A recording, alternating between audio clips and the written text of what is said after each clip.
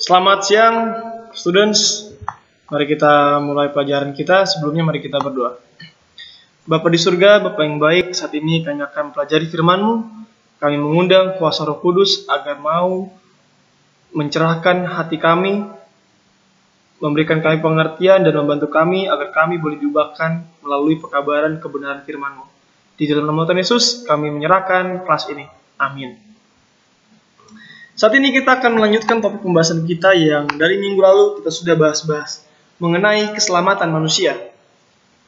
Dengan judul, pengalaman keselamatan. Nah, kita akan berbicara mengenai seputaran keselamatan. Apakah kita sudah selamat? Apakah kita sudah diselamatkan oleh Yesus? Dan apa yang dilakukan oleh orang-orang yang sudah diselamatkan oleh Yesus? Apakah orang yang sudah diselamatkan, sudah dibenarkan oleh iman, boleh melakukan dosa, atau hidupnya sudah berubah? Kita akan pelajarinya saat ini. Perlu kita ketahui bahwa keselamatan hanya melalui Yesus. Hanya melalui Kristus Yesus saja seorang dapat pengalaman keselamatan. Dalam Kisah 4 ayat 12. Sebab di bawah kolong langit ini tidak ada nama lain yang diberikan kepada manusia yang olehnya kita dapat diselamatkan. Jadi di seluruh dunia tidak ada yang dapat menyelamatkan kita kecuali Yesus. Dan Yohanes 14 ayat 6 mengatakan, Yesus berkata, "Akulah jalan kebenaran dan hidup. Tidak ada seorang pun yang datang kepada Bapa kalau tidak melalui aku." Yesus mengatakan sekali lagi, jika kita mau selamat hanya melalui Yesus. Bukan melalui siapa-siapa, hanya melalui Yesus. Bukan nabi-nabi, bukan orang kudus, orang suci, hanya melalui Yesus kita dapat diselamatkan. Nah, pengalaman keselamatan menyangkut kelima hal ini, yaitu pertobatan, pengakuan, keampunan, pembenaran, dan penyucian. Jadi pada saat ini kita akan membahas secara singkat mengenai kelima hal ini. Oke, pertobatan. Pengalaman keselamatan berhubungan erat dengan pertobatan. Kita perhatikan di sini. Kata pertobatan diambil dari bahasa Ibrani, yaitu nakam. Nah, nakam artinya meminta maaf. Jadi seseorang yang bertobat, orang itu harus meminta maaf. Kenapa? Karena dia telah melakukan kesalahan terhadap Tuhan. Dan pertobatan juga diambil dari kata Yunani, yaitu metanoeo. Metanoeo artinya adalah mengubah pikiran dan menyesal. Jadi pikiran yang tadi jahat, yang tadinya melanggar, pikirannya diubah untuk menyesal dan meminta maaf. Dalam Amsal 28 ayat 13 dikatakan, siapa menyembunyikan pelanggarannya tidak akan beruntung, tetapi siapa mengakuinya dan meninggalkannya akan disayangi.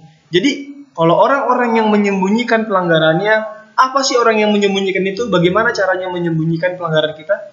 Menyembunyikan pelanggaran kita artinya adalah kita tidak mau mengakui kesalahan kita. Dan kita tidak mau meninggalkan dosa kita. Alkitab mengatakan orang yang menyembunyikan dosanya tidak akan beruntung. Tetapi yang bertobat, mengakui dan meninggalkan dosanya akan disayangi. Jadi, pertobatan ini kita perlu ketahui dan perhatikan. Pertobatan mencapai puncaknya dalam pengakuan dan meninggalkan dosa. Ketika kita mengakui, orang yang mengakui dosa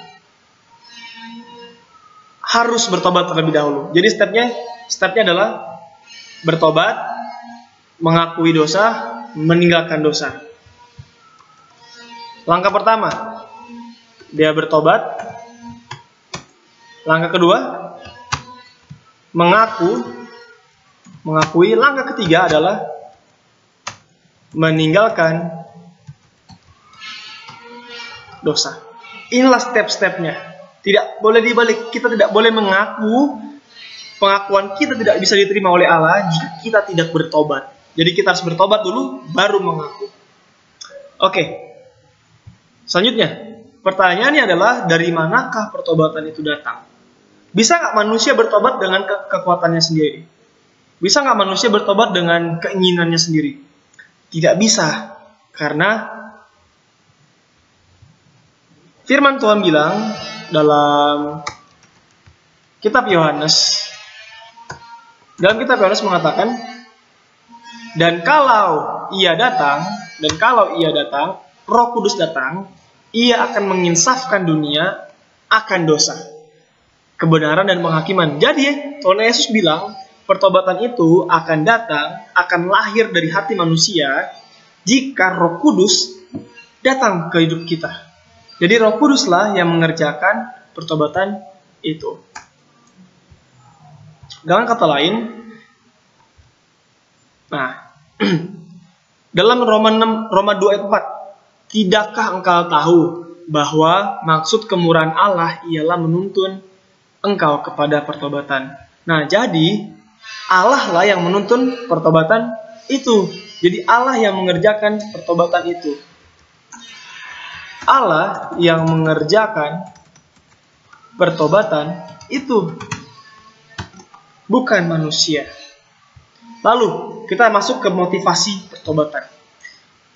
Untuk melakukan segala sesuatunya kita perlu motivasi. Demikian juga dengan pertobatan.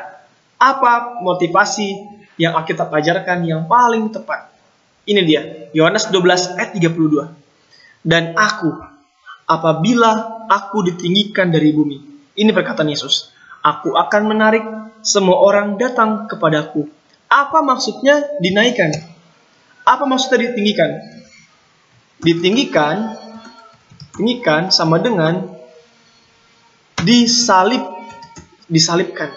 Yesus mengatakan di dalam Yohanes 12 ayat 32, ketika Yesus ditinggikan di atas bumi, maksudnya di atas kayu salib, dia akan menarik semua orang datang kepadaku. Artinya Yesus akan menarik semua orang untuk bertobat. Oleh karena itu, kita perhatikan yang di sini. Motivasi pertobatan adalah melihat dan merenungkan kematian Yesus di atas salib. Menyadari kasih Allah yang besar adalah motivasi yang paling kuat. Menyadari kasih Allah yang paling besar, menyadari kasih Allah yang luar biasa adalah motivasi pertobatan yang paling kuat.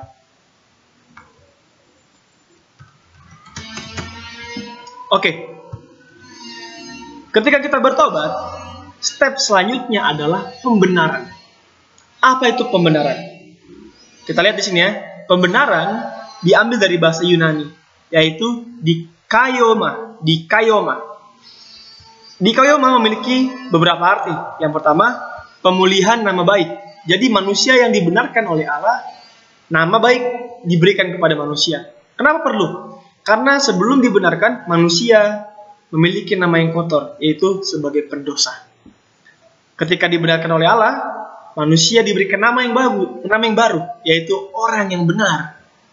Lalu arti yang kedua adalah dibebaskan dari hutang. Ingat, hutang manusia adalah hutang dosa. Upah dosa ialah maut. Dalam Roma 6 ayat 23. Orang yang dibenarkan akan dilepaskan dari segala hutangnya.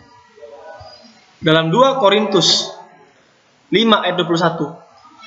Yesus yang tidak mengenal dosa telah dibuatnya menjadi dosa karena kita, supaya dalam Dia kita dibenarkan oleh Allah. Tuhan Yesus tidak berbuat dosa, tetapi Dia dijadikan dosa. Maksudnya apa? Tuhan Yesus memikul, menerima semua dosa seluruh manusia ke dalam dirinya, sehingga Yesus harus mati oleh karena akibat dosa. Allah menganggap manusia sebagai orang benar. Oleh karena Yesus telah menanggung dosa seluruh manusia dan menerima akibat dosa.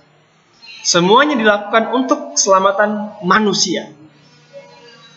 Jadi Yesus yang tidak mengenal dosa dijadikan dosa, sehingga manusia dijadikan benar. Inilah pembenaran. Yang tadinya kita dibilang adalah orang berdosa harus mati, akhirnya Yesus yang menerima dosa itu. Yesus mati di kayu salib supaya kita bisa dibenarkan, dianggap benar. Karena kalau kita masih dianggap tidak benar, kita harus mati. Oleh karena Yesus, kita dianggap benar dan memperoleh keselamatan oleh karena kematiannya. Dan kita masuk ke step selanjutnya. Keselamatan melalui iman. Manusia diselamatkan oleh iman. Iman kepada siapa? Iman kepada Yesus dan pengorbanannya di kayu salib. Efesus 2 ayat 8. Sebab karena kasih karunia kamu diselamatkan oleh iman. Itu bukan hasil usahamu, tetapi pemberian Allah. Jadi manusia itu diselamatkan bukan karena dia berbuat baik. Manusia diselamatkan bukan karena ia berbuat baik, berbuat baik, tapi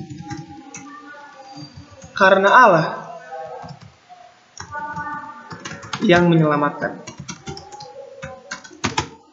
Jadi Alkitab mengatakan kita diselamatkan oleh karena kasih karunia, bukan karena kita rajin ibadah, rajin memberikan persembahan, menginjil, bukan karena usaha kita, tetapi oleh karena iman kepada Yesus, iman dan iman saja kita diselamatkan. Nah, tapi apakah orang yang beriman bebas melakukan dosa? Tidak, kita akan mempelajarinya. Nah, kita bisa beriman, kita bilang kita orang Kristen, kita adalah orang Kristen, kita selamat, telah ditebus. Tetapi percuma kita mengaku beriman, tetapi kita masih berbuat dosa, masih sering menjadi hamba dosa, budak dosa. Yakobus 2 ayat 17. Jika iman itu tidak disertai perbuatan, maka iman itu pada hakikatnya adalah mati. Jadi, kalau kita beriman tapi kita tidak berbuah, kita dibilang adalah mati. Jika orang yang beriman harus berbuah. Orang yang beriman harus berbuah. Buahnya apa? Melalui perbuatan-perbuatan yang menurut kepada Allah. Tapi mari kita lihat lebih jelas. Hasil dari iman adalah perbuatan yang benar. Jadi yang pertama kita harus lakukan adalah kita memiliki iman. Ketika kita memiliki iman, kita akan berbuat benar. Tetapi kalau orang yang tidak beriman, tidak akan berbuat benar. Nah, orang yang beriman akan melakukan hal yang benar. Kalau kita mengaku adalah pengikut Kristus, kita akan melakukan apa yang Yesus inginkan. Jadi kita diselamatkan oleh iman, dan orang yang beriman akan melakukan perbuatan-perbuatan iman, perbuatan-perbuatan yang benar. Step selanjutnya adalah penyucian, menjadikan suci. Nah, kalau tadi pembenaran adalah apa yang dilakukan Allah untuk manusia. Kita lihat di sini. Pembenaran ialah apa yang dilakukan Tuhan bagi kita di kayu salib. Sedangkan penyucian adalah apa yang dilakukan Tuhan dalam kita. Penyucian adalah apa yang dilakukan oleh Allah di dalam manusia. Mari kita lihat ayat-ayatnya. Nah, 1 Korintus 6 ayat 11. Tetapi kamu telah memberi dirimu disucikan, kamu telah dikuduskan, kamu telah dibenarkan dalam nama Tuhan Yesus Kristus dalam roh Allah kita. Jadi kita disucikan oleh karena Tuhan yang bekerja di dalam kita. Nah, kesucian hidup terjadi ketika Allah bekerja di dalam manusia. Penyucian, kesucian hidup akan terjadi ketika Yesus hidup di dalam kita. Jadi kita harus mengundang Yesus setiap hari. Kehidupan yang suci dikerjakan oleh manusia, oleh Allah dalam manusia. Titus 3:5. Pada waktu itu Dia telah menyelamatkan kita, bukan karena perbuatan baik yang telah kita lakukan, tetapi karena rahmat-Nya, oleh permandian kelahiran kembali dan oleh pembaharuan yang dikerjakan oleh Roh Kudus. Kita perhatikan yang warna merah. Oleh pembaharuan, apa pembaharuan? Dibaharui tabiat-tabiatnya menjadi tabiat yang suci. Pembaharuan yang dikerjakan oleh Roh Kudus. Jadi sudah jelas di sini, kesucian hidup akan dilakukan oleh Allah di dalam kita. Ketika kita beriman dan datang kepada Yesus. Kesimpulannya, manusia telah diselamatkan oleh kasih karunia Allah. Dan orang yang telah diselamatkan oleh iman akan menghidupkan imannya melalui kehidupan yang suci kepada Allah. Orang yang diselamatkan akan menghidupkan imannya Bagaimana cara kita menghidupkan iman kita? Kita menghidupkan iman kita melalui perbuatan-perbuatan kita. Tuhan Yesus memberkati melalui penyampaian materi ini. Kiranya kita boleh beriman dan lebih mengasihi Allah. Amin.